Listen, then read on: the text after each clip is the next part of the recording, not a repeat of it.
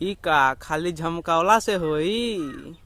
Power star Pawan Singh जब stage show पे चढ़ते हैं और जब ये कहते हैं कि खाली झमकावला से होई से शुरू होला और यह खत्म।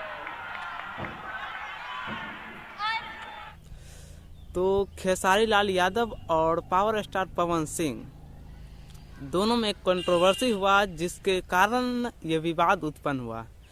खेसारी लाल यादव का बयान, जो पवन सिंह बूढ़े हो चुके हैं, जब वो हीरोइन के साथ नाचते हैं तो अंकल टाइप के लगते हैं, तो खेसारी लाल यादव उनको स्टेज शो के दौरान ही रगड़ दिए।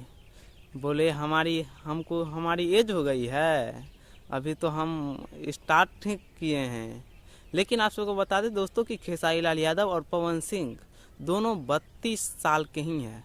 मात्र पवन सिंह खेसारी लाल यादव से 2 महीना 10 दिन 11 दिन के बड़े हैं, नहीं तो दोनों एक ही उम्र के हैं। अगर पवन सिंह बुढ़ा गए हैं तो खेसारी जी आप भी बुढ़ा ही गए हैं। तो खाली झमकावला से हुई। पवन सिंह अब सोहर बजाइए। पवन सिंह सोहर बजाते हैं।